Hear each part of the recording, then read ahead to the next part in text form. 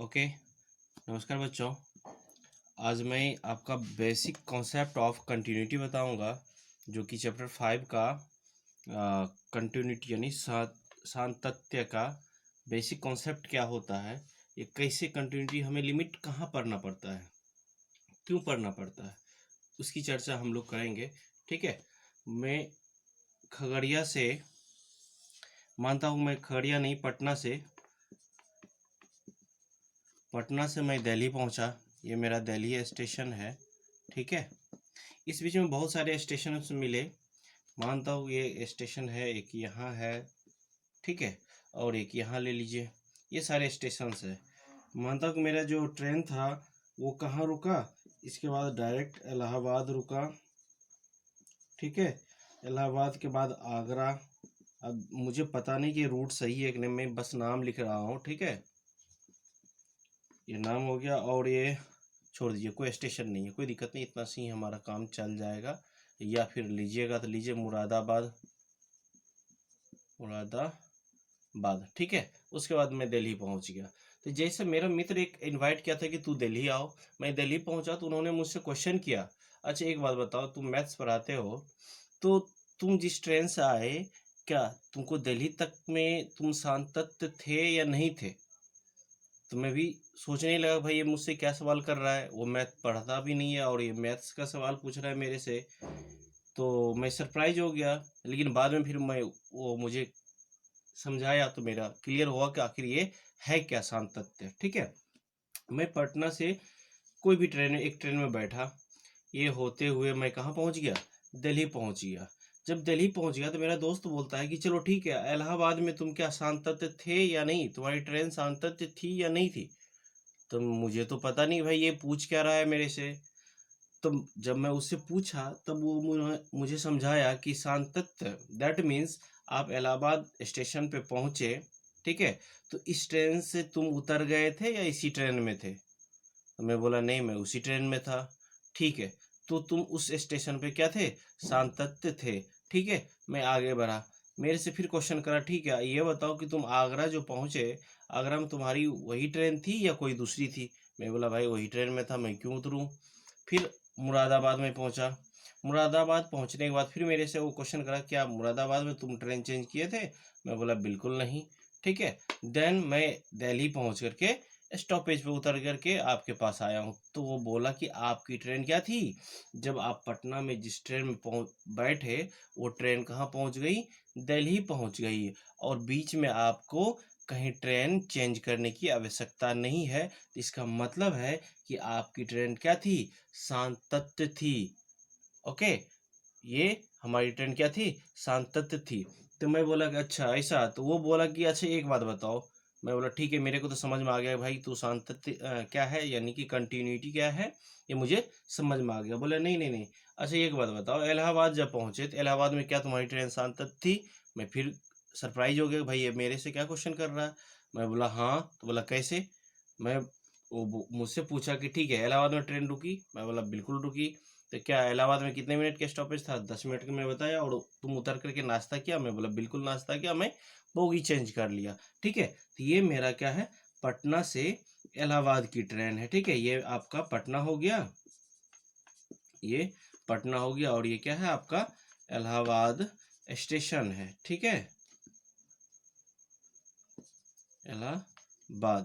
तो इस बीच में यानी कि ये जो है ना, मैं यहाँ जो रुका, चलिए ये नहीं है स्टॉपेज, इलाहाबाद ये है। ठीक है, इस स्टॉपेज पे मैं उतर करके लंच किया, आधा घंटे की स्टॉपेज थी ट्रेन की। तो मैं यहाँ लंच किया। लंच करने के बाद मैं जिस बोगी में था उस बोगी में नहीं बैठ करके मैं दूसरा बोगी में चला गया। ठीक है। तो जैसे मैं दूसरी बोगी में गया, और मेरी ट्रेन तो दिल्ली पहुंच गई, मैं ट्रेन चेंज नहीं किया, लेकिन मेरा क्या हो गया, बोगी चेंज हो गया। इसका मतलब है कि मैं क्या, डिसकंटिन्यू हूँ। क्यों? क्योंकि मैं जिस बोगी में था उस बोगी को मैं क्या किया, रिलीज करके नेक्स्ट बोगी में चला गया। इसलिए करके मेरा जो था, इस पॉइंट पे हम क्या थे, सांतत्य नहीं थी। हमारी ट्रेन क्या थी, ट्रेन सांतत्य थी, बट मैं नहीं था। क्यों? क्योंकि मैं बोगी एक्सचेंज कर दिया। ठीक है, इस वजह से। हाँ, एक और मेरे से क्वेश्चन किया गया कि चलो ठीक है, ये जिस तरह से इलाहाबाद है, आप यहाँ और यहाँ, इलाहाबाद में क्या तुम सांतत्य थे? मैं बोला अच्छा ये कौन सा क्वेश्चन है भाई? तो हाँ, तो ये इलाहाबाद के पहले क्या उसी ट्रेन में था? मैं बोला बिल्कुल मैं उसी ट्रेन में था। इलाहाबाद के बाद क्या उसी ट्रेन में था? मैं बोला बिल्कुल उसी ट्रेन में था।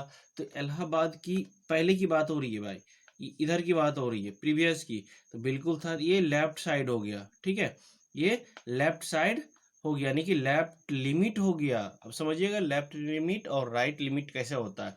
और इस पॉइंट के बाद जैसे यहाँ से यानी कि इलाहाबाद से ट्रेन खुली, ठीक है, आप ट्रेन में तो थे, बोगी एक्सचेंज हो गया था, मैं बताया था, लेकिन आप उसी ट्रेन में हो, इसका मतलब है कि आपकी क्या हो गया, ये राइट साइड राइट लिमिट हो गया। दैट मीन्स कि इलाहाबाद का आप राइट में भी उसी ट्रेन में थे, इलाहाबाद के बिफोर भी उसी ट्रेन में थे, तो ये आपका लेफ्ट साइड लिमिट हो गया और ये राइट साइड लिमिट हो गया। तो लिमिट का मेन कॉन्सेप्ट क्या हो गया कि आप जिस पॉइंट पे, यानी कि मैं पटना में ट्रेन में बैठा, पटना से डायरेक्ट मैं दिल्ली पहुंचा, मेरी ट्रेन क्या हो गई, कंटिन्यूटी हो गई, यानी सातत्य हो गई। लेकिन इस बीच में मैं क्या करूं कि एक कॉन्सेप्ट आप समझिएगा, ठीक है, एक कॉन्सेप्ट को समझने की जरूरत है। ये मेरी कोई ट्रेन है, ठीक है, ये ये मेरी कोई ट्रेन है, ठीक है, और यहाँ मैं क्या किया, इस बीच में इस ट्रेन को एक्सचेंज कर दिया। मेरे से पूछा गया कि क्या ये मेरा दिल्ली है, ठीक है, इस ट्रेन में ये जो इलाहाबाद से आगरा के बीच में मैं क्या क्या छोड़ दिया और डायरेक्ट मैं कहाँ, मुरादाबाद पहुंचा, ठीक है, ये मेरा क्या है, इलाहाबाद है और ये पटना है। पटना से मैं डायरेक्ट इलाहाबाद पहुंचा और इलाहाबाद के बाद मुरादाबाद। दैट मीन्स कि मैं यहाँ क्या किया, दूसरी ट्रेन पकड़ ली, ये मेरा क्या है, नेक्स्ट ट्रेन है, ठीक है। तो ये हमसे पूछा जाए कि क्या दिल्ली में तुम कंटिन्यूटी या तुम्हारी ट्रेन क्या सांतत थी? नहीं थी। क्यों? क्योंकि मैं यहाँ क्या क्या ट्रेन को चेंज कर दिया, ये ट्रेन रिलीज करके वो ट्रेन को मैं पकड़ा, ठीक है, इसलिए करके मैं कंटिन्यूटी मेरी खत्म हो गई, ठीक है। कंटिन्यूटी का मतलब क्या हो गया कि वैसा ग्राफ जो आपकी एक बार पेन चले, ठीक है, चाहे जैसी भी रेखा बने उससे मतलब नहीं है, लेकिन वो क्या होनी चाहिए, आपकी पेन नहीं उठनी चाहिए। दैट मीन्स मेरा पेन यहाँ उठा, मेरा क्या हो गया, कंटिन्यूटी यहाँ से खत्म हो गया। इसलिए करके कंटिन्यूटी का मतलब हो गया कि आपकी ग्राफ एक बार पेन रखो, कंप्लीट होनी चाहिए, तब जाकर के आपकी वो चीज़ खत्म होनी चाहिए। तो ये हमारा क्या था, कंटिन्यूटी। अच्छा ठीक है, लिमिट, कंटिन्यूटी में हम लिमिट का यूज करते हैं, लेकिन लिमिट का मैं आपको बताऊं कि 0/∞, इसका मान क्या होगा जी, ∞/0, ओके,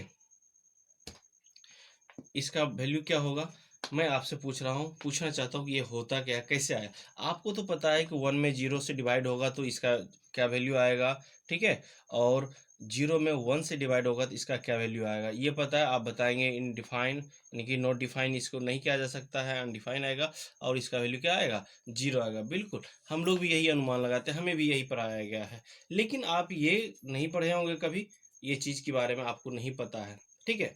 मैं आपको लिमिट बताऊंगा कि लिमिट में दूर की वैल्यू कैसे पता किया जाता है। हम लोग ग्राफिकल रिप्रेजेंटेशन देंगे कि दूर की वस्तु को हम लोग कैसे फाइंड करते हैं, किस माध्यम से हम निकालते हैं, उसको मैं आपको ग्राफिकल एक सॉल्यूशन दूंगा। तो हम लोग कंटिन्यूटी में जैसे एक मानते हैं एफ ऑफ एक्स बराबर क्या, एक कांस्टेंट टर्म हो गया, यहाँ क्या सी ए कांस्टेंट टर्म है, ठीक है। तो हम इस पे बात कर रहे थे कि इसका वैल्यू क्या आएगा। इसका वैल्यू आएगा बच्चों मतलब नॉट डिफाइन, ठीक है, इन्फिनिटी जिसको बोलते हैं, सॉरी इन्फिनिटी होगा, और इसका क्या आएगा, 0 आएगा, ठीक है। ये अब आप बोलोगे मुझे प्रूफ करने, तो मैं प्रूफ नहीं करूंगा, मैं आपको डायरेक्ट बता दिया, इस चीज़ को ध्यान में रखिएगा, ठीक है। तो हम आगे मैं अब आपको ग्राफिकल रिप्रेजेंटेशन देता हूँ, ठीक है। मैंने अभी आपको बताया था कि limit, okay, limit x tends to, ठीक है, मैं आपको बताऊं इसको टेंस टू पढ़ते हैं, ठीक है। ये आपका सिंबल जो है दिख रहा है, ये टेंस टू है, और मैं यहाँ एफ ऑफ एक्स लूँ तो इसका वैल्यू जाएगा आपका क्या आएगा, ये कांस्टेंट आएगा, ठीक है।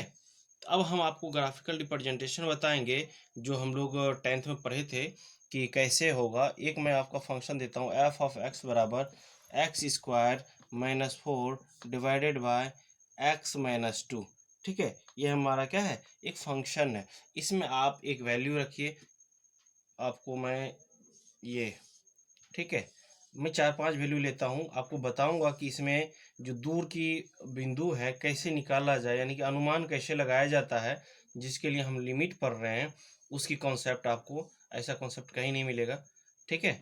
अब देखिए, आप इस फंक्शन में रखेंगे x बराबर मैंने 2 लिया, ठीक है? x बराबर मैं 2 लेकर के आपको दिखाता हूँ पहले क्या होता है। तो आप जैसे 2 लीजिएगा तो यहाँ क्या आएगा जी, एफ ऑफ x बराबर, यानी कि 2 बराबर क्या होगा, 2 का square minus 4 divided by 2 minus 2। तो ये आपको पता है कि ये क्या आएगा, 0 आएगा, सॉरी नॉट डिफाइन आएगा, ठीक है? मैं शॉर्ट फॉर्म में एन डी लिख रहा हूँ, नॉट डिफाइन आएगा। तो मैं इस बीच में लिख रहा हूँ, इससे एक दो पॉइंट और आपको आगे लेकर दिखाऊंगा, यानी कि एन डी आएगा, नॉट डिफाइन आएगा, ठीक है? आप इस पे जो है ना एक बार 1 लेकर के देखिए क्या आता है, एफ ऑफ 1 बराबर 1 की square minus 4 divided by 1 minus 2। तो ये क्या आ गया जी, माइनस 3 डिवाइडेड बाई 1, ये डिवाइड हो गया तो इसका वैल्यू कितना आ गया, 3।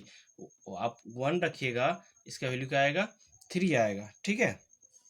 आप बाकी 100 डिवाइड करके देख लीजिएगा, मैं आपको डायरेक्ट यहाँ वैल्यू लिख रहा हूँ, सॉल्यूशन तो आपको पता ही होगा, ठीक है? यानी कि मैं 3 रखूँ तो 5 आएगा, 4 रखूँ 6 और ये 5 रखूँ तो 7 आएगा, ठीक है? आप करके देख लीजिएगा। यहाँ एक मैं छोटा सा बॉक्स और बनाऊँ, यानी कि यहाँ 0 लूँगा तब क्या आएगा मेरा, 2 आएगा, -1, ठीक है? -1 लेता हूँ तो 1 आएगा, ये -1 है, ठीक है?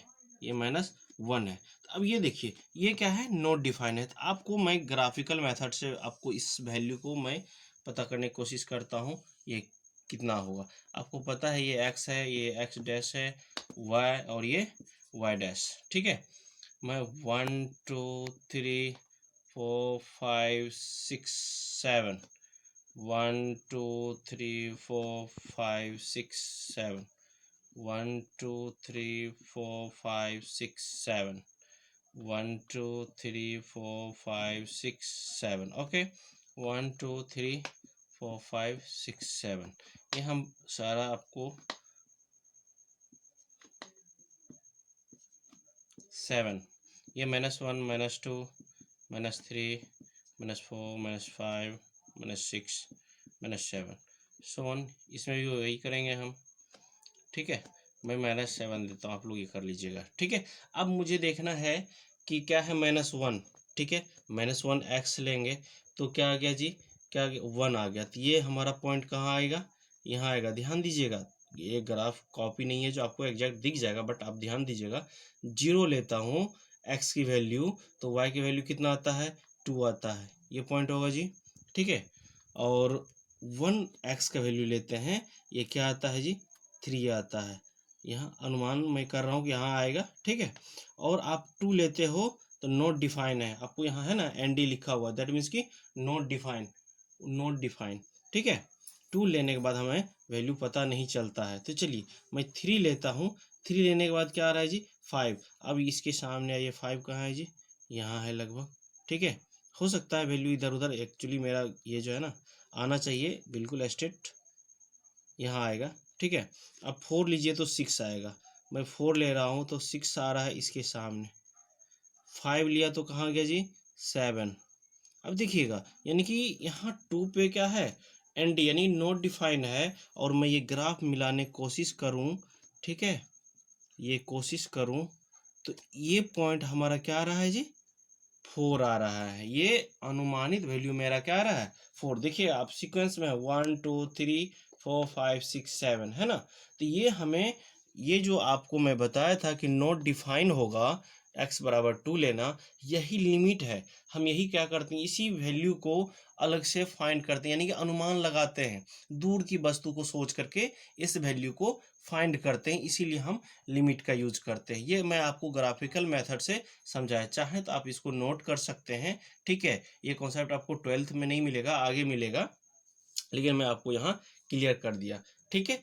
अब जो है बेसिक, मैं इस पे कंटिन्यू करूँगा और आपको परिभाषा लिखूंगा नहीं, क्योंकि आपके बुक में है वही परिभाषा रहेगा, ओके? तो इसलिए करके हम आप सॉल्यूशन करेंगे आगे। उदाहरण एक दो आपको देता हूँ, एग्जांपल समझाऊंगा, फिर हम लोग एक्सरसाइज पे चलेंगे। नहीं चलेंगे, स्टार्ट किया है। मैं आपको ये तो बता ही दिया, लिमिट एफ ऑफ एक्स बराबर ये आपको निकाल लिए, ठीक है। मैं आपको एक एग्जांपल देता हूँ, एनसीईआरटी का उदाहरण नंबर फर्स्ट है, ठीक है। एक्स बराबर 1 पर फलन एफ ऑफ एक्स बराबर 2x + 3 के साथ सात सातत्य की जांच कीजिए, ठीक है। अब हम क्या करना है, इसकी सातत्यता का जांच करना है कि ये आपको जो इक्वेशन दिया हुआ, फंक्शन दिया हुआ, ये सातत्य है या नहीं है, ठीक है। तो हम इक्वेशन पहले लिखेंगे, फंक्शन लिखेंगे। हमारा फंक्शन क्या दिया हुआ जी, ये दिया हुआ है, ठीक है। अब x पर वैल्यू क्या है, 1 है। इस पे रखेंगे f ऑफ 1 = 2 × 1 + 3। तो बच्चों आप ये देखो, 2 × 1 1 हो गया, +3 है ही, ये क्या हो गया, 5 हो गया। चलिए इसमें तो आप बोलिएगा सर इसमें तो लिमिट लगाए नहीं। हाँ, अब हम लगाएंगे, ठीक है। अब हम लगाएंगे, मैं आपको बताता हूँ। LHL ये क्या हो गया, लेफ्ट साइड लिमिट हो गया। तो लेफ्ट साइड लिमिट का एक और इंडिकेशन होता है, x tends to, okay, x tends to value क्या है जी, 1x का, यहाँ माइनस का साइन दे दूं, इसको बोलते हैं, ये हम नहीं भी लिखेंगे ये LHL, तो ये -1 आपको दिख जाएगा, तो इसका मतलब समझ लीजिएगा वो क्या है, लेफ्ट साइड लिमिट है, ओके। तो limit x tends to minus, और यहाँ फंक्शन लिख दीजिए, +3 है, ठीक है। तो अब वैल्यू रखिए 2 × 1 + 3, तो इसका वैल्यू कितना आया बच्चों, 5 आया। अब RHL, ठीक है, लिमिट x टेंस टू, अब देखिएगा राइट साइड का मतलब यहाँ क्या होगा, 1 के ऊपर प्लस हो जाएगा, function x, okay. Limit x tends to 1 पे पावर प्लस, और फंक्शन हमारा वही है ऊपर जो दिया था, तो यहाँ x का वैल्यू रखेंगे, और यहाँ भी क्या हो गया, इसका मतलब हो गया हमारा ये तीनों बराबर है, f ऑफ x, और ये आपका लिमिट, हम लिमिट को शॉर्ट फॉर्म में LT भी लिखते हैं, ठीक है। LT x टेंस टू 1 और f ऑफ x बराबर लिमिट x टेंस टू 1 पे power plus f of x, ठीक है। ये तीनों के बराबर क्या आया, वैल्यू इतना आया। तो इसका मतलब है, अतः